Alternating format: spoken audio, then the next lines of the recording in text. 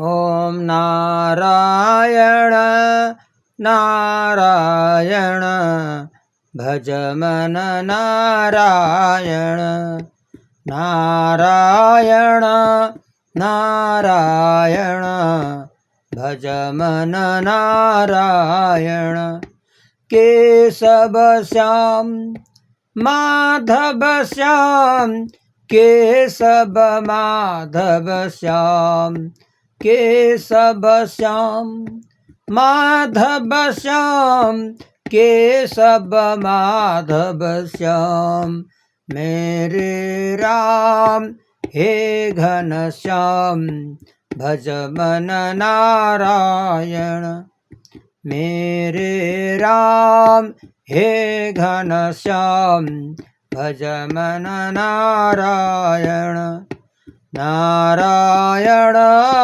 नारायण भज मन नारायण नारायण नारायण भज मन नारायण। बामन जी महाराज की, लक्ष्मी नारायण भगवान की, 33 कोटि देवताओं की जय। ओम। श्री बामन जी महाराज ब्रह्मचार्य का धर्म पालन कर रहे हैं, संध्या बंदन कर रहे हैं, भिक्षा मांग रहे हैं। गुरुदेव को वे भिक्षा अर्पण करते हैं। गुरुजी ने कहा, बेटा मेरा परिवार बहुत बड़ा है, तुम थोड़ी भिक्षा लाए हो, मुझे अधिक भिक्षा की जरूरत है। बामन जी ने कहा, मुझे कोई बड़े यजमान का परिचय दीजिए तो मैं अधिक भिक्षा लेके आऊं। गुरुजी ने कहा, अरे बड़े यजमान तो बलि महाराज हैं, वे नर्मदा तट पर यज्ञ कर रहे हैं, तुम वहां जाओ। बामन जी पधारे हैं। श्री सीता माता का जहाँ जन्म हुआ है वहीं जनकपुरी जाते हुए रास्ते में सिद्धाश्रम आता है, वहीं बिहार में बामन जी महाराज प्रकट हुए हैं और पधारे। हमारे गुजरात में नर्मदा तट पर भृगुकच्छ तीर्थ में, जिसे लोग भरूच कहते हैं, बामन जी महाराज धीरे धीरे चलते हैं, पैर में पादुकाएं हैं, हाथ में कमंडल है, लंगोट पहना है। वही भगवान है जिसका लंगोट शुद्ध है। वेदांत वाक्येषु सदा रमन्तो भिक्षन्न मात्रेण च सुष्टिमन्तः अशोकवन्ता करुणैकवन्ता कौपीनवन्ता खलु भाग्यवन्ता देहाभिमानं परिहृत्य दूरा दात्मानमात्मन्यवलोकयन्तः अहर्निशं ब्रह्माणि ये रमन्तः कौपीनवन्ता खलु भाग्यवन्ता। जो व्यक्ति परमात्मा के स्वरूप में रम जाता है, जो भगवान के नाम में रम जाता है, वह भाग्यवान है। शरीर के साथ रमण करने में सुख है, ऐसा मानने वाला भाग्यहीन है। शरीर के साथ तो पशु पक्षी भी रमण करते हैं। बामन जी महाराज के पास लंगोट के सिवाय कोई वस्त्र नहीं है।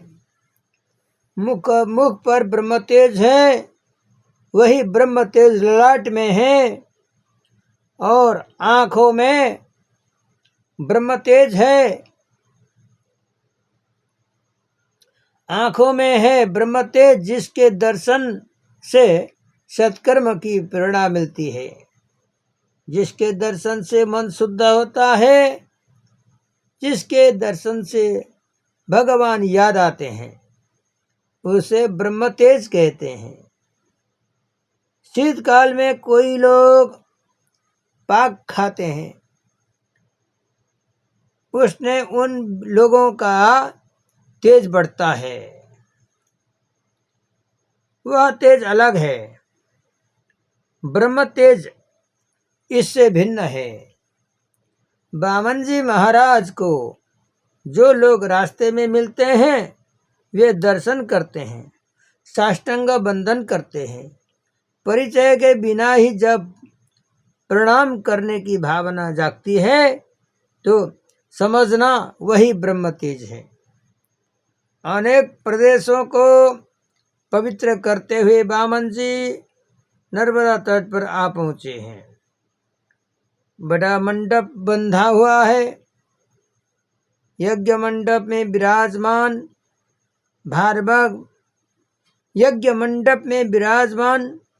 भार्गव ब्राह्मण वेद मंत्र बोल रहे हैं, अग्नि में आहुति दे रहे हैं। तम नर्मदायास्तट उत्तरे बले यमृत्युजास्ते भृगुकच्छ संज्ञके प्रवर्तयन्तो भृगवः क्रतुत्तमं व्यचक्षतारादुदितं यथा रविम्। चारों ओर प्रकाश छा गया है। ब्राह्मण को आश्चर्य हुआ, क्या सूर्य नारायण भगवान नीचे उतर आए हैं? यह कौन आ रहा है? यह तो लंगोट पहने हुए है, हाथ में कमंडल है। यह कोई ब्रह्मचारी आ रहा है। बामन जी यज्ञ मंडप में पधारे हैं। जैसे ही बामन जी पधारे हैं, जैसे बामन जी महाराज पधारे, सभी खड़े हो गए और आनंद प्रसारित हुआ है। ब्राह्मण में ब्रह्म तेज को मान दिया जाता है, धन को वहाँ माना नहीं है। क्षत्रियों में बल को मान है, वैश्यों में धन को मान है, शूद्रों में अवस्था को मान प्राप्त है। ब्राह्मणों की दिवाली श्रावण मास में पूर्णिमा के दिन है। क्षत्रियों की दिवाली विजयादशमी के दिन है। वैश्यों की दिवाली लक्ष्मी पूजन के दिन है। शूद्रों की दिवाली होली के दिन है। बामन जी महाराज 7 वर्ष के हैं। अन्य ऋषि वयोवृद्ध हैं, फिर भी सब खड़े हो गए। श्री बामन जी महाराज की जय जयकार हुआ। बामन जी महाराज की जय जयकार, ऐसा जय जयकार हुआ, राजा बलि के कानों तक आवाज पहुंची। वे दौड़ते हुए आए। बामन जी के दर्शन से आनंद हुआ। 7 वर्ष की बाल मूर्ति है। श्रीअंग मेघ सा है श्याम, पाँव में पादुकाएं हैं, हाथ में कमंडल है। लंगोट के सिवा अन्य कोई वस्त्र नहीं है। ब्रह्म तेज दृष्टिगत हो रहा है। यह कोई साधारण संता नहीं है। स्वागतम सुस्वागतम, पधारिए पधारिए। बामन जी महाराज को सुंदर आसन दिया। राजा बलि ने विंध्यावली रानी को आदेश दिया कि ब्रह्मचारी महाराज की पूजा करनी है। आप तुरंत थाली तैयार करके आ जाइए। चंदन, श्रीफल, फूलों की माला, पंचामृत, पूजा की सभी सामग्री प्रस्तुत की गई है। सुवर्ण की झारी में नर्मदा का पवित्र जल लाया गया। विंध्यावली रानी के साथ अनेक स्त्रियां भी ब्रह्मचारी को देखने आई है। स्त्रियों को बामन जी के दर्शन से अतिशय आनंद प्राप्त हुआ। वे बातें कर रही हैं, इस बालक की माता ने बहुत पुण्य किया होगा, कैसा तपस्वी दिख रहा है। ऐसा सुंदर बालक जिस माता की गोद में खेल रहा हो, उसे कैसा आनंद होता होगा। विंध्यावली रानी बामन जी के चरण कि विंध्यावली रानी वामन जी के चरणों पर जल डालती है। बलि महाराज चरणों को हाथों से लेकर पखार रहे हैं। चरण अति कोमल हैं, तलवे लाल लाल हैं, चरणों में स्वस्तिक का चिन्ह है, कमल का चिन्ह है। चरण नाखून रत्न जैसे हैं और चरणों की सेवा करते हुए बलिराजा को नाखून में अपना मुख दिखाई दिया। चरण का तीर्थ बलिराजा ने मुख में डाला, मस्तक पर रखा। जिसके चरण पखारे जाते हैं उसका पुण्य नष्ट होता है, जो चरण पखारता है उसकी पुण्य मिलती है। बलिराजा वामन जी की पूजा करते हैं। उस समय सब ब्राह्मण वेद मंत्र बोलते हैं। बलिराजा बार बार वंदन करते हैं, कहते हैं, महाराज आपके माता पिता को मैं वंदन करता हूँ, धन्यवाद देता हूँ। जिनके घर आपका जन्म हुआ है वे आपके माता पिता बहुत पुण्यशाली होंगे। मैंने बहुत से ब्राह्मण देखे हैं, बहुतों की पूजा की है, पर आप जैसा ब्राह्मण नहीं देखा है। ब्रह्म तेज से ही विधाता ने आपको बनाया है। स्वागतम ते तु नमस्तुभ्यं ब्रह्मन् किं करवामते। स्वागतम ते नमस्तुभ्यं ब्रह्मन् किं करवामते। ब्रह्मर्षिणां तपः साक्षन् मन्येतर्या वपुर्धरम्। आपके दर्शन से मुझे बहुत आनंद हुआ। आज आपके चरणों का तीर्थ मुझे मिला है।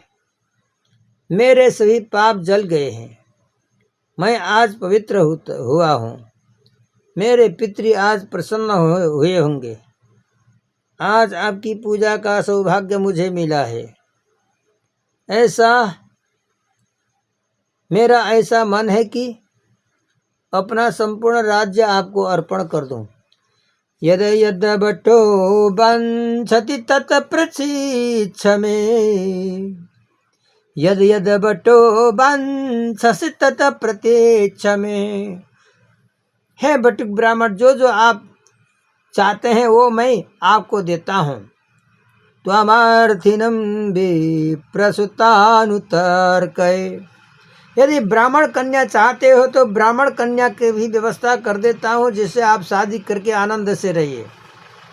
गम कांचनम गुणवधाम अमृष्टम। ये जमीन, सोना चांदी जो भी मांगते हैं, एक गांव भी आपको देता हूँ। गम कांचनम गुणवधाम अमृष्टम तथन्न पेया मुतवभिप्रकन्याम ग्रामं समृद्धां स्त्रुगन गजन्वा रथम तथा रहतमसं प्रतीच्छ। तो आपको धन धान्य गज अश्व रथ आदि जो भी चाहिए जमीन मैं आपको देता हूँ। जहाँ प्रेम जगता है वहाँ कुछ भी लेने की इच्छा नहीं होती है।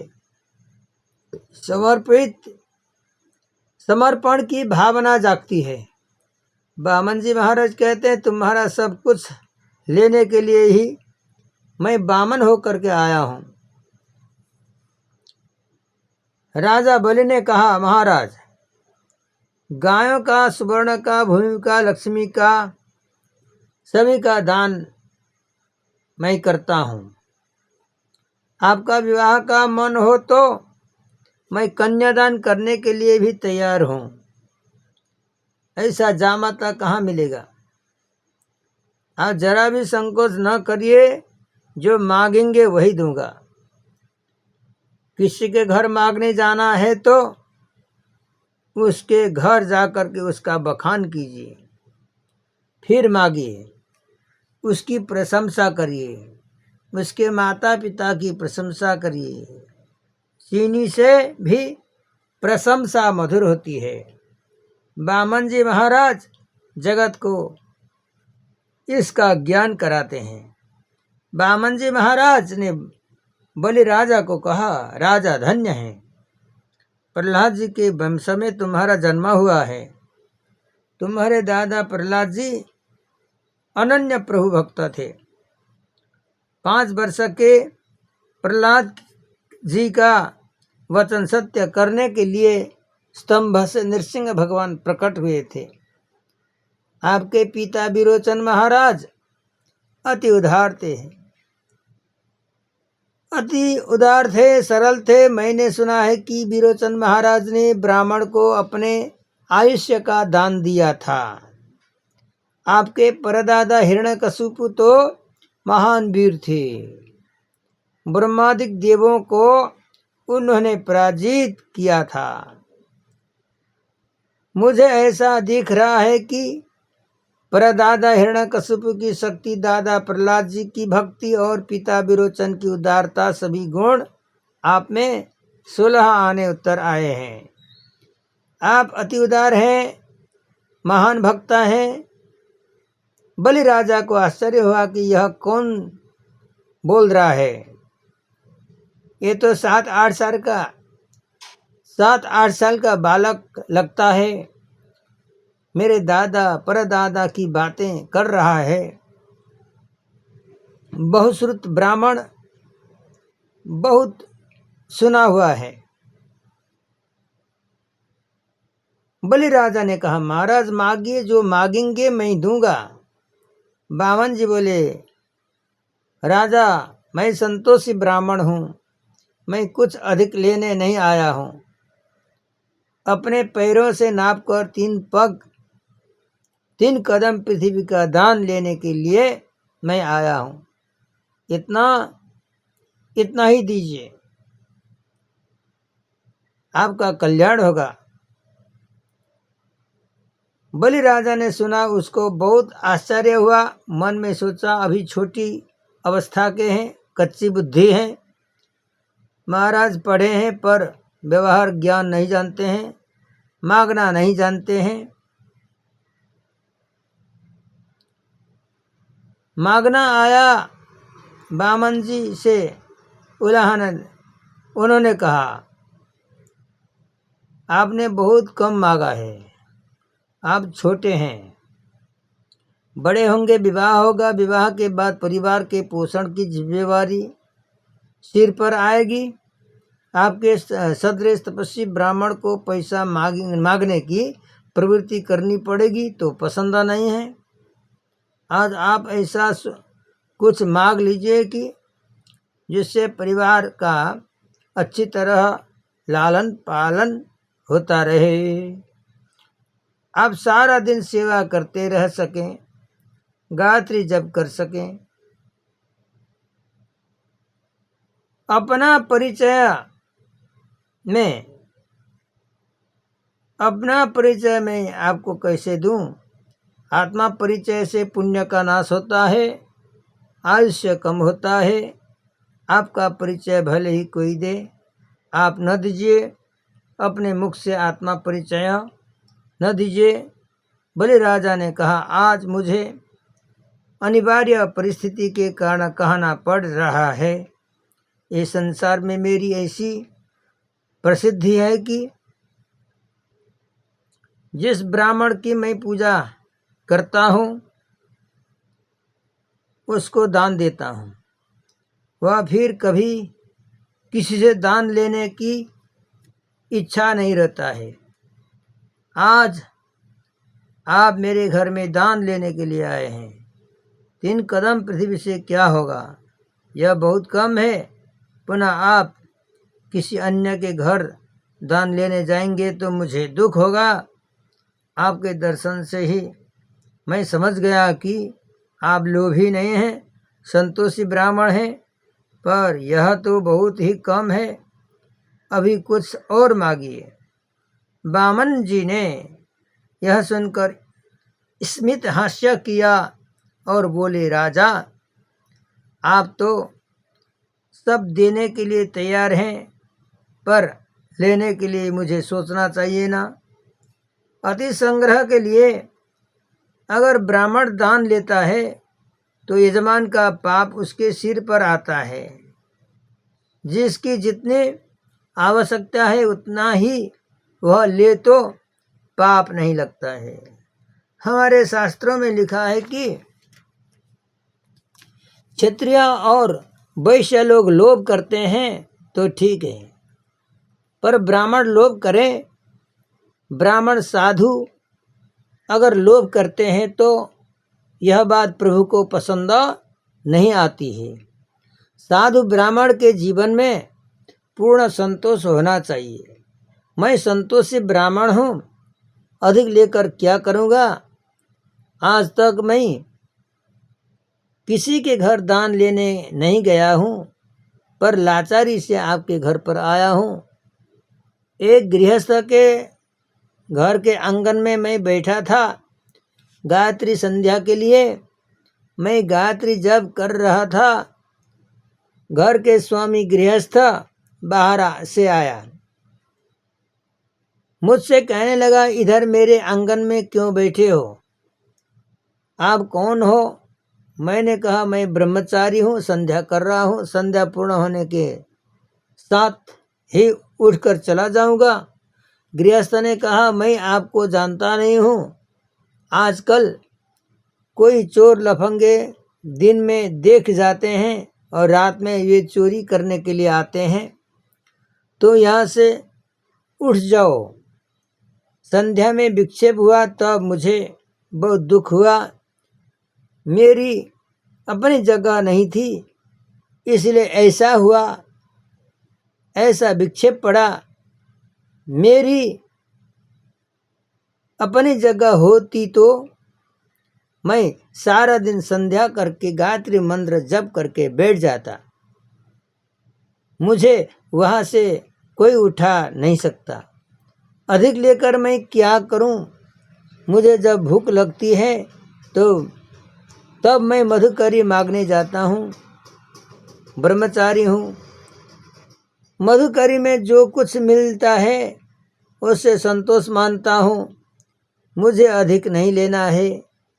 इस जगत में जितने भी सुख के साधन हैं, संपत्ति है, वह एक मनुष्य को दे दी जाए, किंतु उसको संतोष न हो, विवेक न हो तो उससे शांति नहीं मिलती है। लाभ से लोभ बढ़ता है। बड़े बड़े राजा लोभ के कारण पाप करते थे, ऐसा मैंने सुना है। मुझे लोभ नहीं करना है, मैं ब्राह्मण हूँ।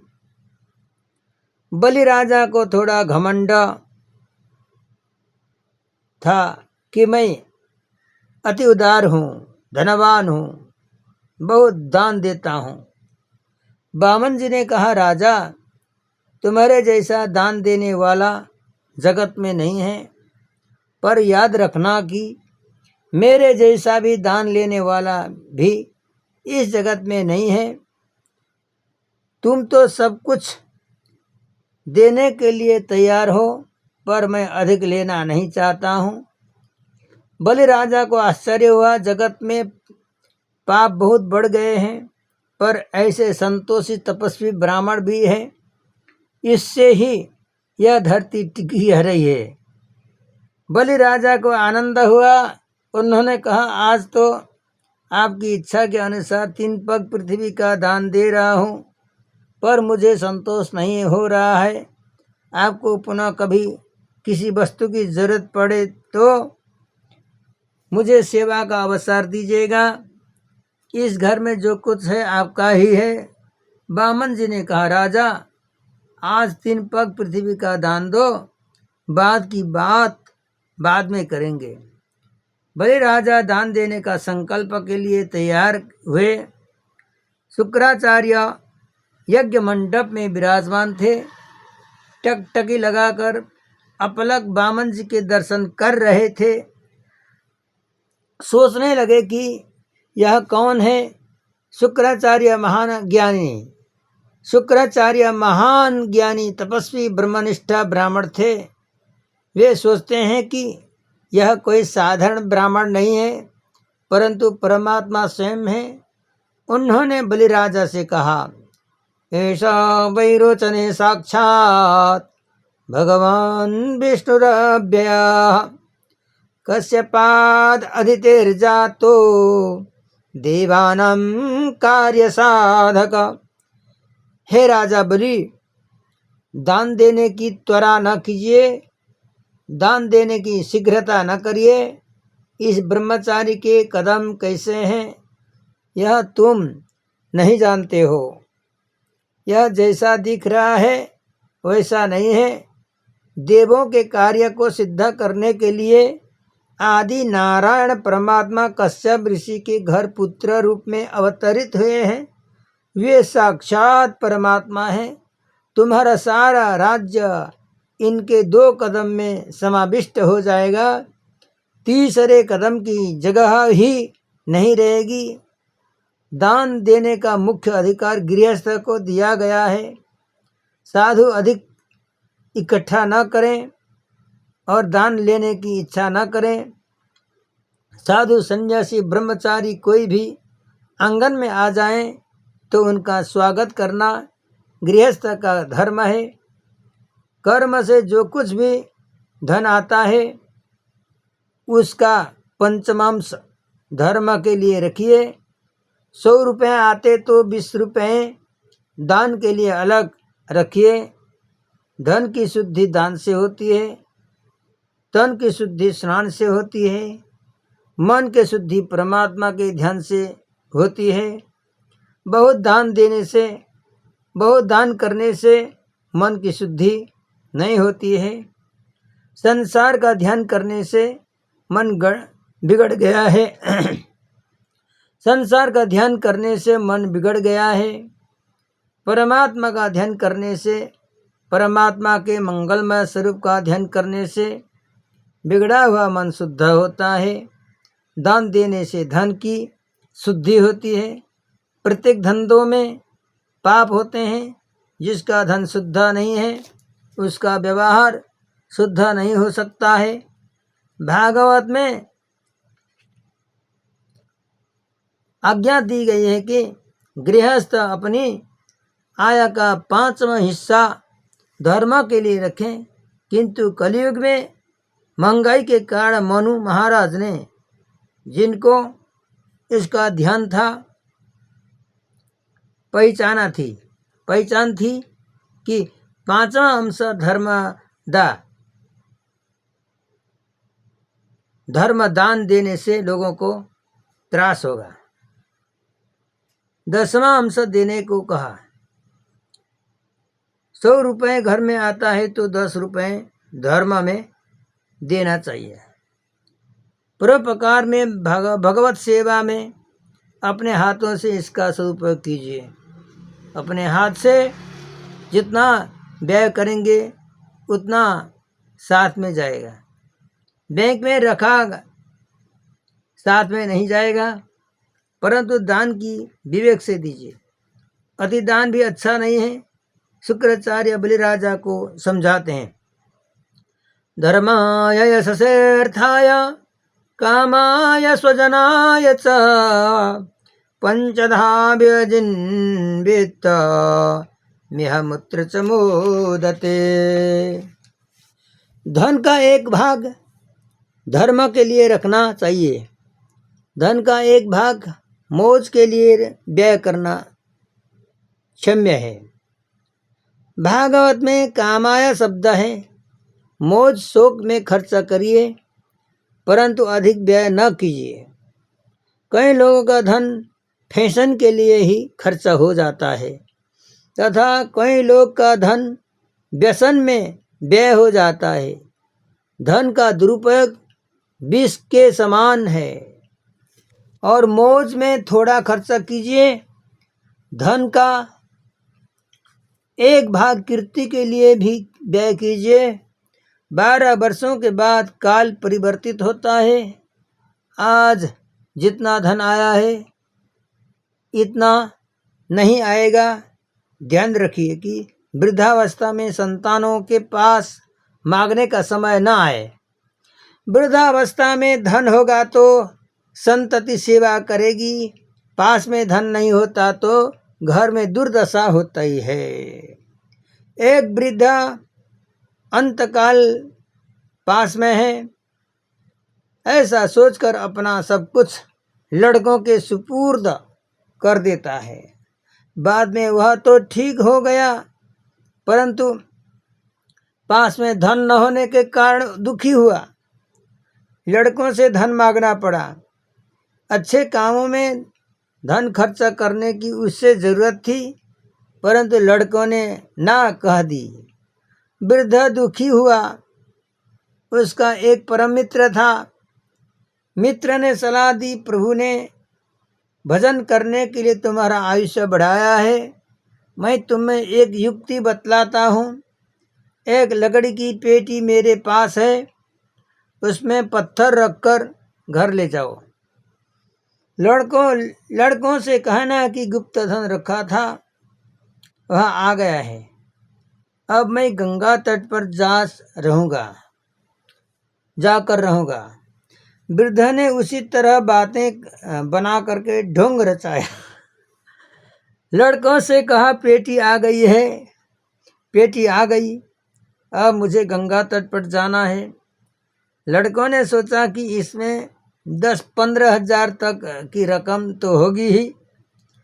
वृद्ध बाहर जाएगा तो धन खर्च कर देगा। वृद्ध घर में रहेगा तो पेटी भी घर में रहेगी। सब उसके पैरों में गिर पड़े। घर में रहने का आग्रह किया। बड़े लड़के की बहू वृद्ध को समझा बुझाकर पेटी अपने साथ ले गई। लड़का और बहू अब हर रोज वृद्ध की सेवा करते हैं, पैसा देते हैं खर्च के लिए, रोज उनकी सेवा करते हैं। एक दिन बहू ने पूछा, बापू यह संदूक किसे देंगे? वृद्ध ने कहा, मेरी अंतकाल में की सेवा तुम कर रही हो, इसे तुम्हें ही देना है। सुर नर मुनि सबके यह रीति, स्वार्थ लागी करे सब प्रीति। वृद्ध का आदर सम्मान बढ़ गया। उसकी बहुत सेवा चाकरी की गई। एक दिन वृद्ध की मृत्यु हो गई। बहुत दान दिया गया। सब व्यवहार पूरा हो गया। सगे स्नेही सब अपने अपने घर चले गए। पेटी खोलकर देखी गई तो भीतर पड़े हुए पत्थर मिले। संतान माता पिता की सेवा करेगी ऐसी आशा रखने का यह युग नहीं है। विवाह होने के साथ लड़कों की बुद्धि बिगड़ जाती है। कोई तो माता पिता को अनाथालय वृद्धाश्रम में भर्ती कर आते हैं। इसलिए भविष्य की सोच कर थोड़ा संग्रह कीजिए। शुक्राचार्य बलि राजा को समझाते हैं, हाथ में आए धन का विवेक से उपयोग कीजिए। ऐसा दान न कीजिए कि दान देने के बाद घर के लोग दुखी हो जाएं। दान विवेक से देना है। इस ब्रह्मचारी को तुम 3 कदमों तक की धरती का दान दोगे तो तुम्हारे लिए बैठने की जगह न रहेगी। बलि राजा ने कहा, महाराज एक बार मैंने वाणी से जो दान दिया है, अब तो जल छोड़ना ही बाकी है। अब न दूंगा तो मुझे झूठ बोलने का पाप लगेगा। असत्य के समान कोई पाप नहीं है। शुक्राचार्य समझाते हैं, त्रिषु नर्म विवाहे च भृत्यार्थे प्राण संकटे गो ब्राह्मणार्थ हिंसायां नानृतं स्याज्जुगुप्सितम्। अति दुख में, विपत्ति में झूठ बोलना चलता है। यह शुक्राचार्य नहीं बोल रहे हैं, दैत्यों के गुरु शुक्राचार्य की वाणी है। वे बोलते हैं कि अति दुख में थोड़ा झूठ बोलना चाहिए। ऐसे वचन निंदनीय नहीं है। प्राण संकट में हो, गाय के लिए, ब्राह्मणों के लिए, किसी के विवाह के निश्चय करने में सहायक हो, तो ऐसा झूठ बोलने में हर्ज नहीं है। आपको कोई पूछने लगे कि कन्या कैसी है, आप जानते हैं कि कन्या शालिग्राम भगवान जैसी है, पर आप एकदम सच कह दें तो काली है, लड़के वाले ना कर देंगे। वहाँ विवेक से कहना जरूरी है। किसी का विवाह हो रहा है तो थोड़ा झूठ बोलना क्षम्य है। शुक्राचार्य बलिराजा को समझा रहे हैं, यह तो तुम्हारे लिए प्राण संकट आया है, तो इनकार कर दो, और अगर तुम दान देना चाहते हो तो अपने कदम से नाप कर दान देना।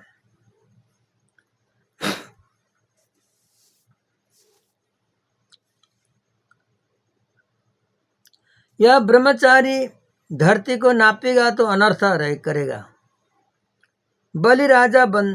बलिराजा बंधन करके कहते हैं कि आपने मुझे सुंदर बोध किया है, पर मैं क्या करूं, मैं वैष्णव हूं, प्रहलाद जी के वंश का हूं। वैष्णवों का ऐसा नियम है कि ठाकुर जी की सेवा के बाद ठाकुर जी के चरणों में तुलसी जी अर्पण करते हैं और भगवान की प्रार्थना करते हैं, आज से मैं आपका हुआ हूँ, मेरा शरीर, इंद्रिया, प्राण, धन सर्वस्व आपको अर्पण करता हूँ, मैं शरण में आया हूँ, मैं आपका हूँ, कृष्ण तवास्मि। वैष्णव गले में तुलसी की कंठी पहनते हैं। उनकी ऐसे भावना रहती है कि अब यह शरीर श्री कृष्ण को अर्पण हुआ है, अब यह शरीर भोग के लिए नहीं है, भगवान के लिए है। बलिराजा कहते हैं कि मैं प्रहलाद जी के वंश का हूँ। अभी तक मैं मानता था कि यह कोई ब्राह्मण का लड़का है, आपने आज कहा कि ये तो परमात्मा पधारे हैं, अब तो मैं अपना सर्वस्व अर्पण करूँगा, भले मैं दरिद्र हो जाऊं, ऐसा सुयोग फिर से नहीं मिलेगा। संपत्ति को सन्मार्ग में उपयोग करने में बड़ी अच्छा है। संपत्ति को सन्मार्ग में उपयोग करने से बड़ी विपत्ति आए तो भी उस विपत्ति में मन शांति रहता है। मैंने संपत्ति का दुरुपयोग नहीं किया है, सदुपयोग किया है।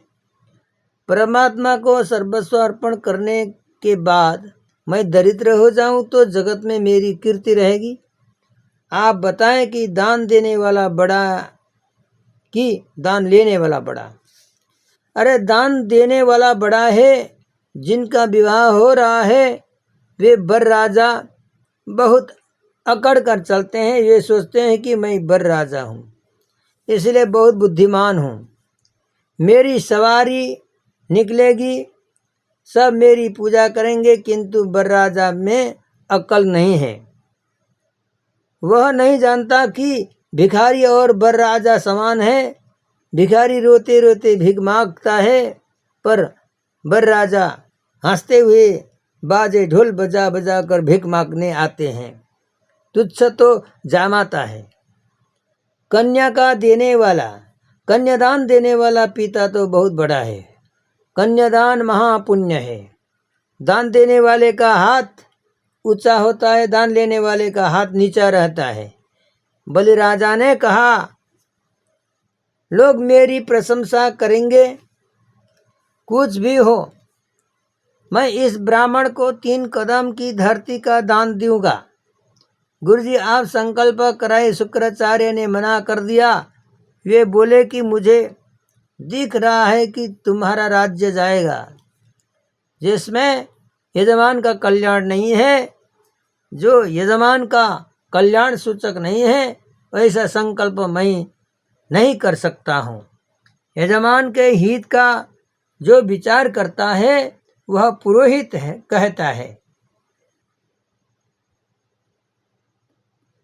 जब शुक्राचार्य ने मना कर दिया तब वामन जी ने कहा, राजा मैं सब कुछ पढ़ लिख कर आया हूँ। मुझे संकल्प करवाना आता है। वामन जी संकल्प करवाते हुए तिथि व नक्षत्र का उच्चारण करते हुए दान लेने वाले में महाविष्णु के दर्शन होते हैं। भगवान उस स्वरूप में लेने आए हैं। महाविष्णु स्वरूप ब्राह्मणाय, ऐसा वामन जी बोलते हैं। उन्होंने बलि राजा से कहा, राजन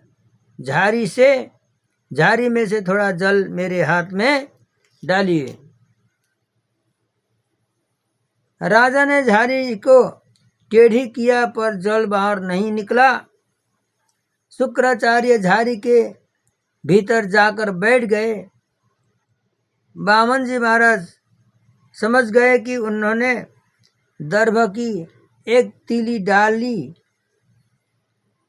कि शुक्राचार्य की एक आंख फूट गई।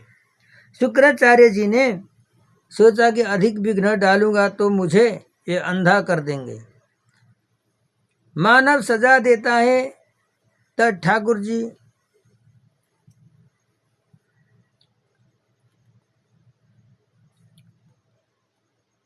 रक्षा करते हैं। मानव सजा देता है तब निष्ठुर होकर देता है, किंतु जब भगवान सजा देते हैं तब दया रख करके देते हैं। वामन जी ने शुक्राचार्य जी की दोनों आंखें नहीं फोड़ी है, एक ही फोड़ी।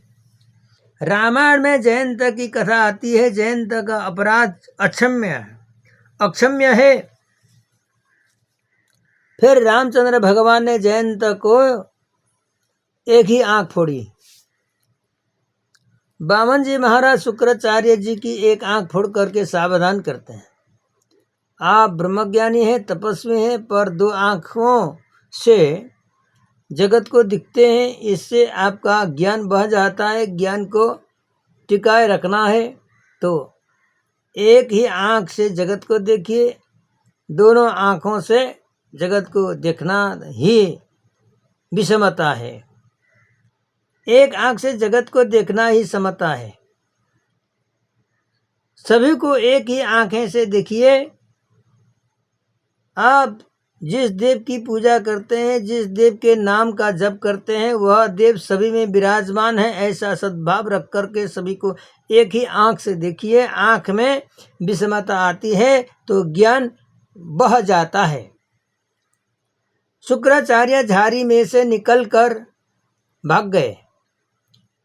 दान का संकल्प परिपूर्ण हुआ। परमात्मनः प्रियताम न मम। फिर वामन जी ने स्वरूप का विस्तार किया।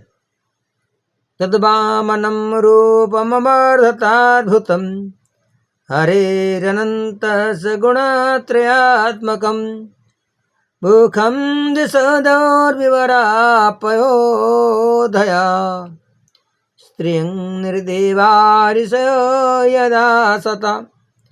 1000 हाथ है। वामन जी के चरण धरती में है, पर उनका मस्तक ब्रह्मलोक में गया है। वामन जी के श्रीअंग में सभी देव ऋषि दिखते हैं। वामन जी के श्रीअंग में सभी ऋषि देव दिख पड़ते हैं। वामन जी ने सारा जगत व्याप्य कर रखा है। जगत में व्याप्य होकर जगत के बाहर वामन जी 10 अंगुल विराजमान हैं। वेदों में वर्णन आता है कि परमात्मा जगत में सभी जगह है और जगत के बाहर 10 अंगुल के हैं। भागवत के दूसरे स्कंद में वर्णन आता है, सर्वं पुरुष एवेदं भूत भव्यं भवच्चयत् तेनेदमावृतं विश्वं वितस्तिमाधितिष्ठताय। सर्वं पुरुष एवेदं भूत भव्यं भवच्चयत् तेनेदमावृतं विश्वं वितस्तिमाधितिष्ठति। 10 अंगुलियों से बंधन होता है। वेद परमात्मा का बंधन करके थक जाते हैं। भगवान को बार बार बंधन कीजिए। 2-3 मिनट हो कि ठाकुर जी के दर्शन करके बंधन कीजिए, परमात्मा का स्मरण कीजिए। वे जैसे हैं वैसे आपको दिखाई देंगे। विशाल वामन जी का दिव्य स्वरूप है। एक ही कदम में पृथ्वी आ गई, दूसरा कदम उठाया जिससे वह ब्रह्मलोक तक ले गए। ब्रह्मा जी वामन जी के चरणों की पूजा करते हैं। 2 ही कदमों में बलिराजा का समग्र राज्य आ गया। तीसरे कदम को रखने की जगह नहीं है। तब उन्होंने बलिराजा से कहा, राजन 3 कदम पृथ्वी दान का संकल्प किया। संकल्प के अनुसार जो दान नहीं देते हैं उनकी दुर्गति होती है। ब्राह्मण से कपट करते हो। अरे बलिराजा कपट कर रहे हैं कि वामन जी कपट कर रहे हैं। दान का संकल्प 6 वर्ष का बाल स्वरूप था। दान का संकल्प किया तब 6 वर्ष का बाल स्वरूप था, और धरती नापते हैं तब विराट स्वरूप प्रकट किया। वामन जी ने कहा, राजा ऐ मेरा 1 कदम बाकी है। बलिराजा थोड़े घबराए, बलि बंधन में आ गए। प्रभु ने सेवकों को आज्ञा दी कि बलि को बांध कर लो। बलि महाराज ने ऐसा कहा कि दान देने वाला तुच्छ है, दान लेने वाला तुच्छ है, देने वाला बड़ा है। बलि में थोड़ा अभिमान था कि मैं बड़ा हूँ। उन्होंने परमात्मा को धन दिया, मन दिया, पर अभिमान न दिया, तन न दिया। अभी तक 1 कदम बाकी है। बलिराजा को बांधने के लिए परमात्मा जब तैयार हुए तो विंध्यावली रानी आई। उन्होंने परमात्मा की बार बार बंधन करके स्तुति की।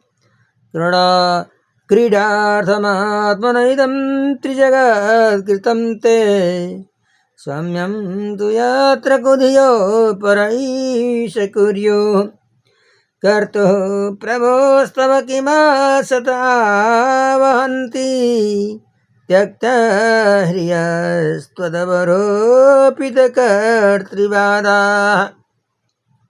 यह संसार आपकी लीला भूमि है। आप स्वामी हैं।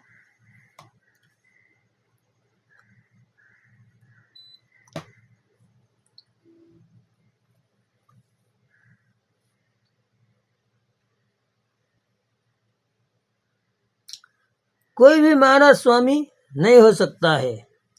जीव तो तन का भी स्वामी नहीं है। धन का, घर का स्वामी कैसे हो सकता है? स्वामी तो परमात्मा है। यह मानव स्वामी नहीं है। वह तो केवल मुनिम है। उसे प्रबंध करने का काम किया गया। अज्ञान से ही जीव ऐसा समझता है कि मैं घर का स्वामी हूँ।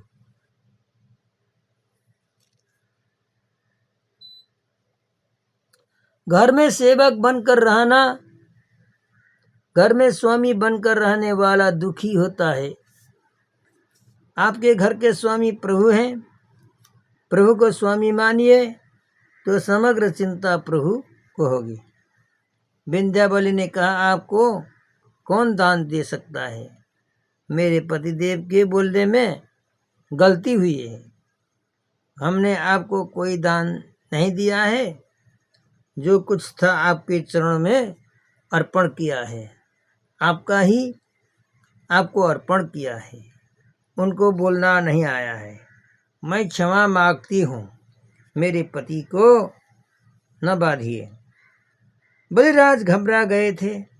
विंध्याबल ने उन्हें धीरज बताया और समझाया, आपके राज्य में इनके 2 कदम समाविष्ट हो गए। अभी शरीर शेष है। पति के शरीर पर पत्नी का अधिकार होता है। पत्नी के अनुज्ञा के बिना पति अपना शरीर नहीं दे सकता है। पति पत्नी मिलकर दिव्य तत्व बनता है। विंध्यावली रानी ने कहा, भगवान के चरणों में आप बंधन कीजिए, दाहिने चरणों में आप बंधन कीजिए, बाएं चरण में मैं बंधन करती हूँ। किसी भी सत्कर्म की समाप्ति बंधन से होती है।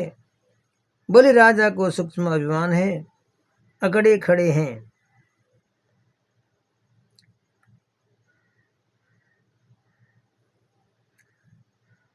दान देने के बाद अहम बढ़ जाता है तो दान सफल नहीं होता है। अहम को मारने के लिए दान दिया जाता है। दान देने के बाद दीनता आती है, हृदय सरल बनता है, अभिमान मरता है, तब भी दान सार्थक होता है। दान देने के बाद अगर अभिमान बढ़ता है तो दान भी पतन लाता है। बलि जीवात्मा है, श्री वामन जी महाराज परमात्मा है। यह जीव जब बलवान बनता है तब परमात्मा आंगन में आते हैं। बलवान अर्थात पलामान नहीं है। जिसका प्रेम बल बढ़ा है वही बलवान है। द्रव्य बल, बुद्धि बल, ज्ञान बल, शरीर बल, इन सब की जब हार होती है तब प्रेम बल की विजय होती है। जो प्रेम बल बढ़ता है तब परमात्मा से अतिशय प्रेम करता है। जो प्रेम बल बढ़ता है, जो प्रेम परमात्मा से अतिशय प्रेम करता है वही बलि है। परमात्मा के साथ प्रेम बढ़ाना है तो शुक्राचार्य की सेवा कीजिए। शरीर में जो शक्ति है उसे शुक्र कहते हैं। शक्ति की जो सेवा करता है, शक्ति का संग्रह करता है, जो प्रत्येक इंद्रियों से संयम रखता है, उसका प्रेम बल बढ़ता है। मानव की आँखों में से बहुत शक्ति है, परंतु मानव चाहे किसी से आँख मिलाता है। मानव की आँख में बहुत शक्ति है, परंतु मानव चाहे किसी से आँख मिलाता है। उसकी एक एक इंद्रियों में दिव्य शक्ति है। शक्ति का दुरुपयोग बड़ा पाप है, शक्ति का सदुपयोग ही पुण्य है। जो शुक्राचार्य की सेवा करता है, प्रत्येक इंद्रिया का संयम रखता है, वह ही परमात्मा से प्रेम कर सकता है। प्रेम बल जब बढ़ता है तब परमात्मा वामन बनकर आते हैं।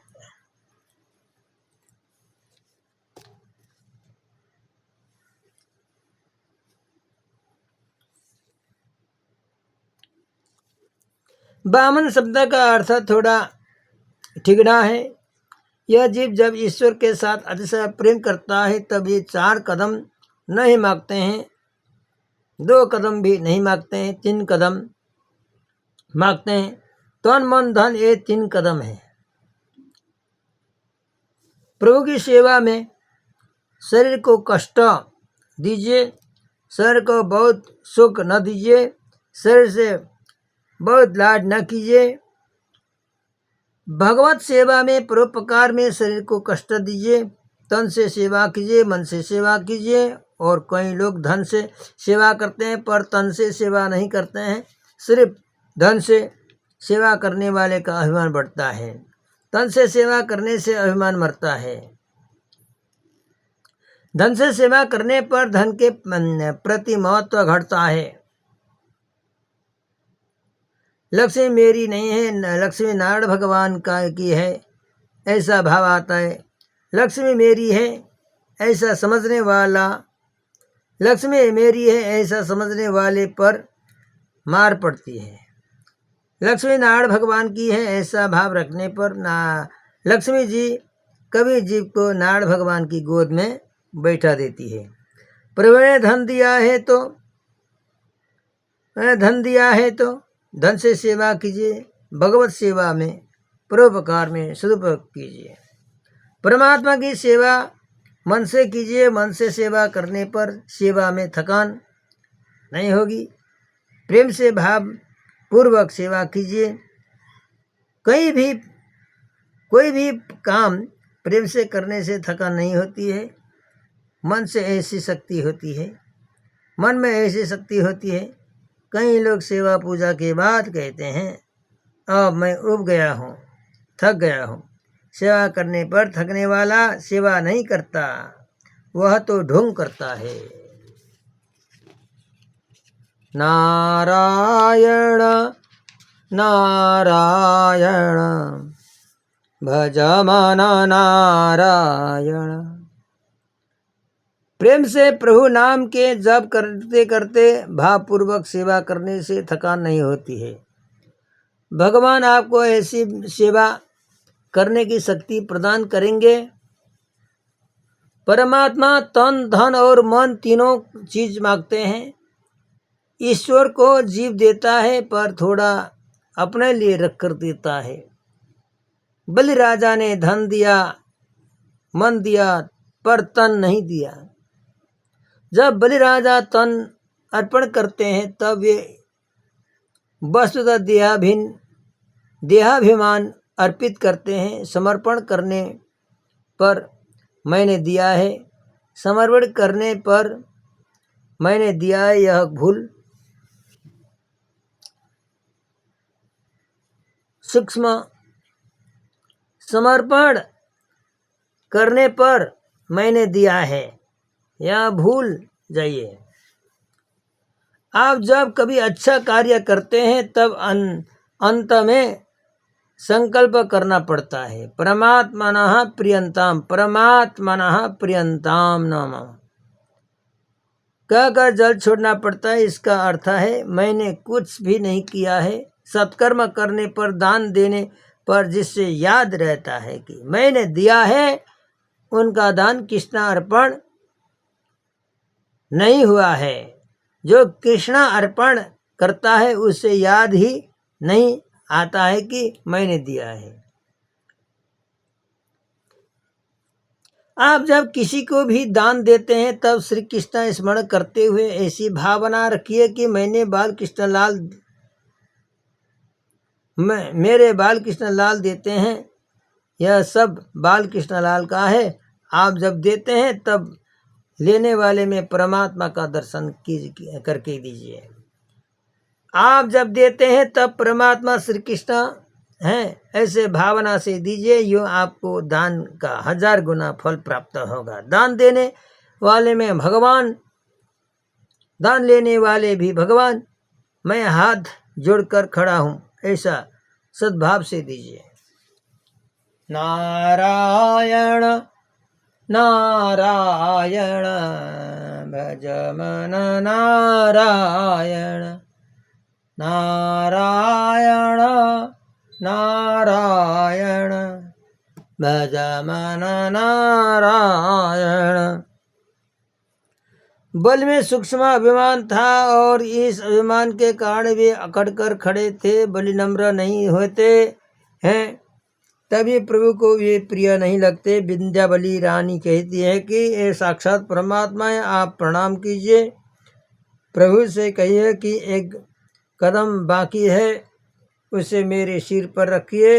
10वें स्कंध में एक पद है, गोपियाँ भगवान को मनाती हैं और कहती हैं कर सरोरुभाम कांत कामदम शिरसिंधेहिना श्री कराग्रहम।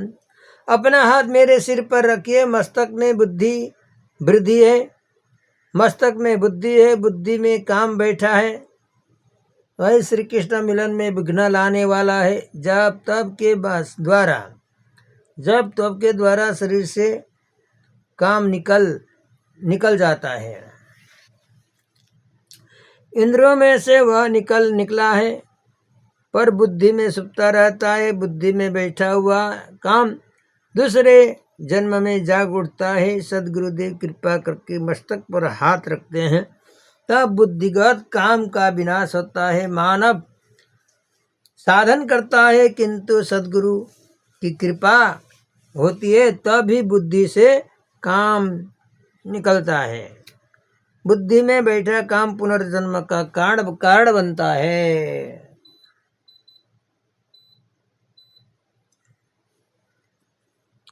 बिंदा बलि के सत्संग से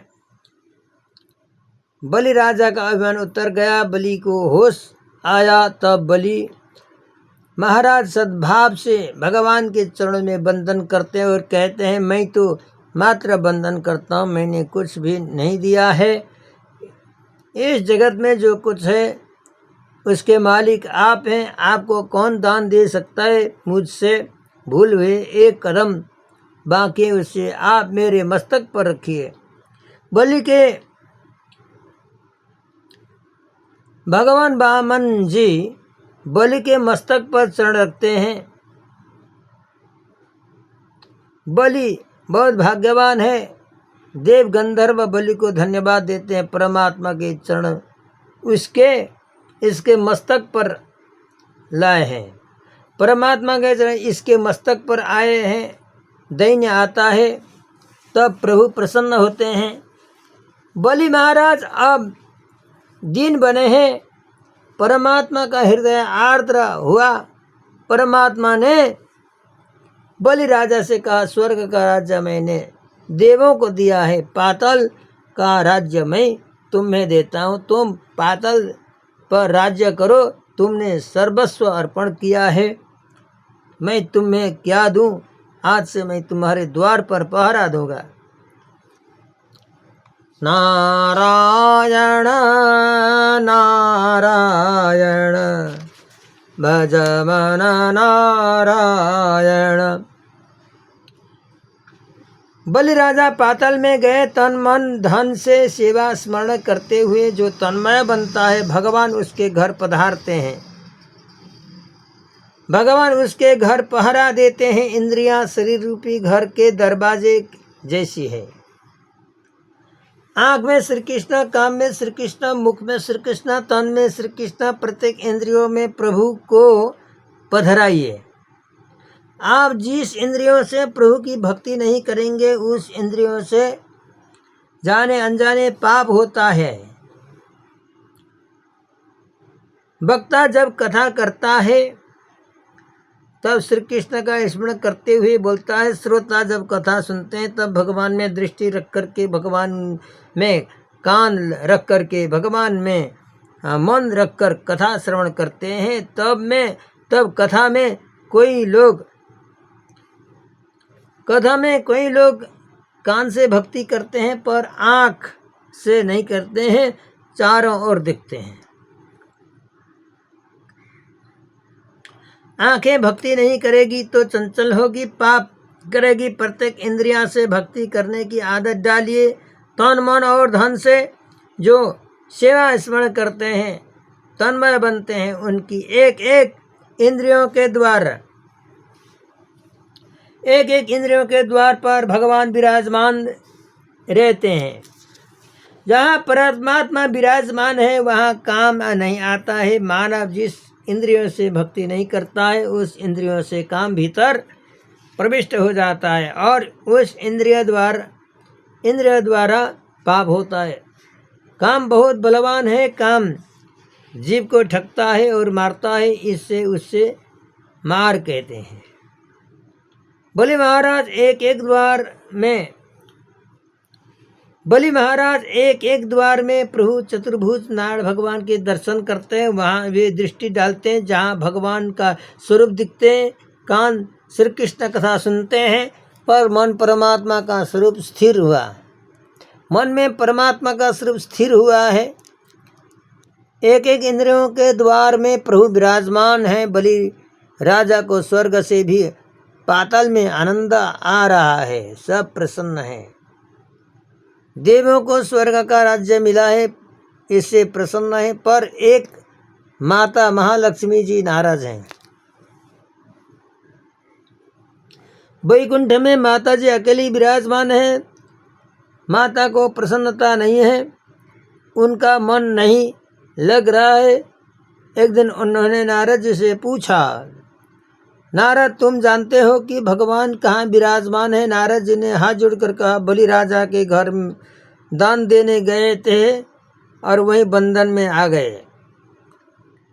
मैंने ऐसा सुना है कि बलि राजा के द्वार पर हाथ में लकड़ी लेकर के सिपाही के समान खड़े रहते हैं और पहरा देते हैं। लक्ष्मी जी ने पूछा, घर कब पधारेंगे? नारद जी ने कहा, बलि राजा जब अनुमति देंगे तब भी प्रभु पधारेंगे।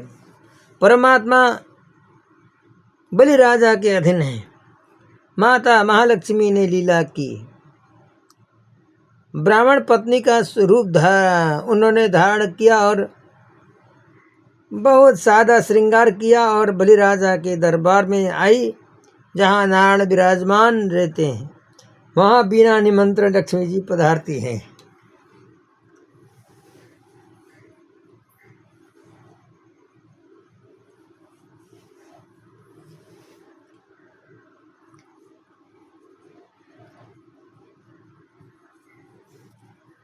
आजकल बहुत से लोग धन के पीछे पागल हो जाते हैं। आजकल बहुत से लोग धन के पीछे पागल हैं। महालक्ष्मी जी महान पतिव्रता हैं, अकेले किसी के घर में नहीं जाती हैं और जाती भी हैं तो उल्लू पर बैठ करके जाती हैं और रुलाती हैं। जिसके घर पर लक्ष्मी जी नारायण भगवान के साथ पधारती हैं उससे बहुत शांति देती है। माता जी से कहिए, माता आप अकेले नहीं पर नारायण भगवान के साथ पधारिए। जो नारायण भगवान को पाते हैं, लक्ष्मी जी उनके घर गरुड़ पर बैठ करके बिना निमंत्रण पधारती हैं। लक्ष्मी जी जिसके घर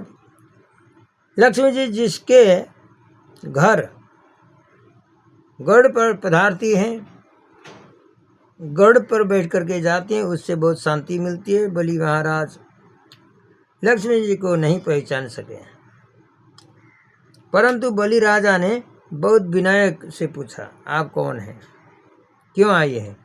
लक्ष्मी जी ने कहा, मैं ब्राह्मण की पत्नी हूँ, मेरे माता पिता नहीं है, भाई भी नहीं है। पीहर में जाने की इच्छा होती है तब कहाँ जाऊँ? मैंने सुना है कि बलि राजा की कोई बहन नहीं है। मैं तुम्हारी धर्म की बहन होने के लिए आई हूँ, तुम मेरे धर्म के भाई हो जाओ। माता जी ने श्रृंगार नहीं किया था, पर उनका तेज कहाँ छिप सकता था।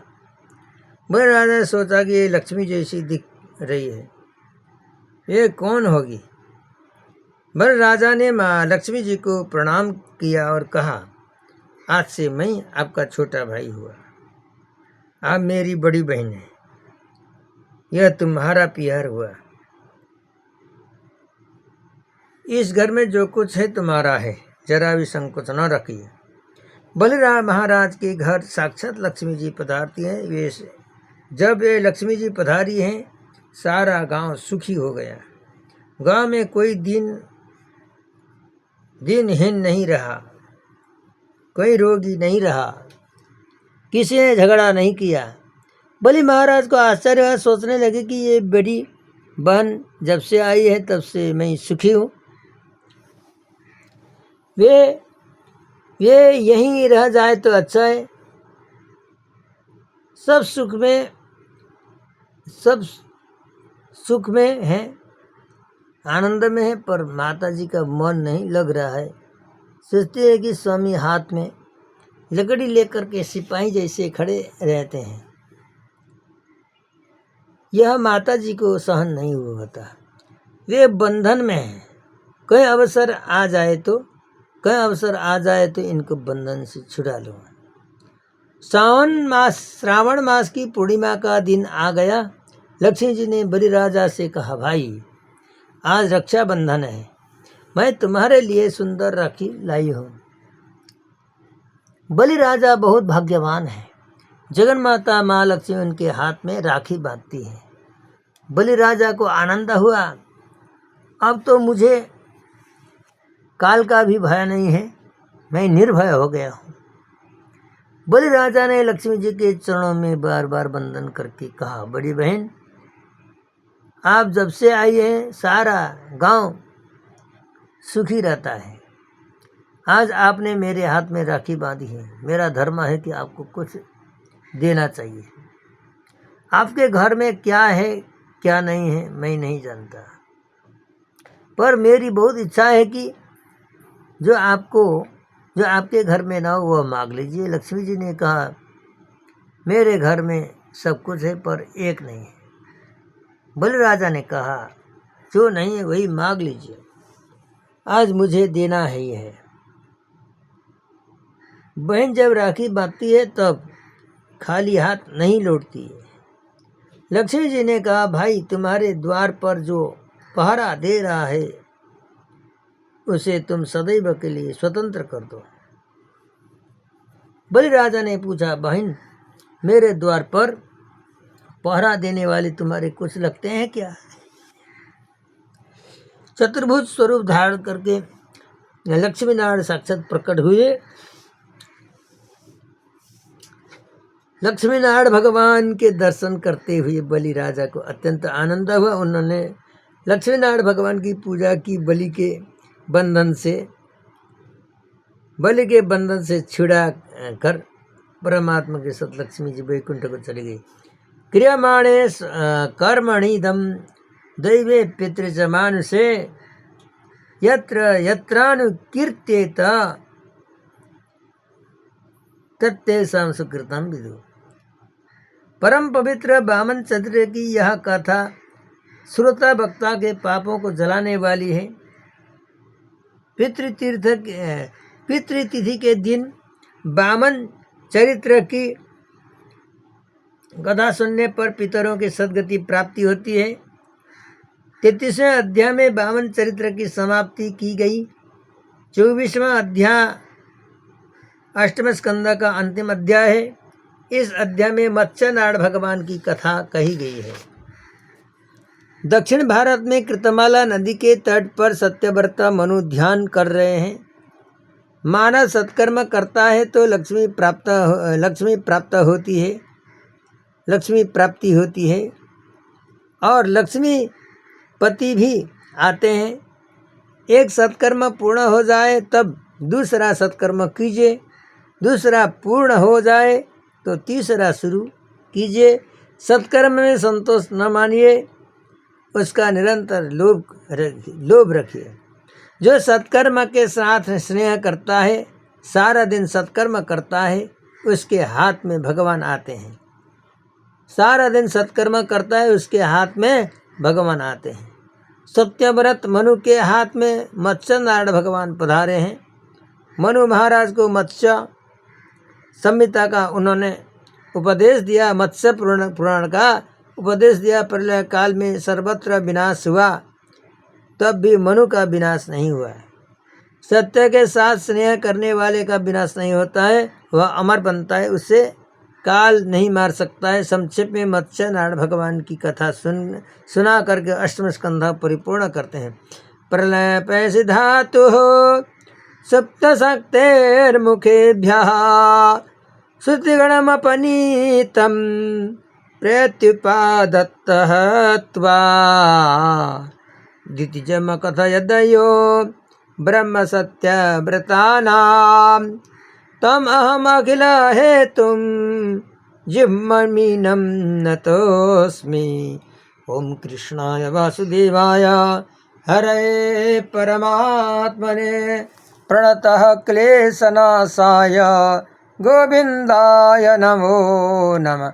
नारायण नारायण भज मन नारायण, केशव श्याम माधव श्याम केशव माधव श्याम मेरे राम हे घन श्याम भज मन नारायण नारायण नारायण भज मन नारायण केशव श्याम माधव श्याम केशव माधव श्याम केशव श्याम माधव श्याम केशव माधव श्याम मेरे राम हे घन श्याम भज मन नारायण मेरे राम हे घन श्याम भज मन नारायण।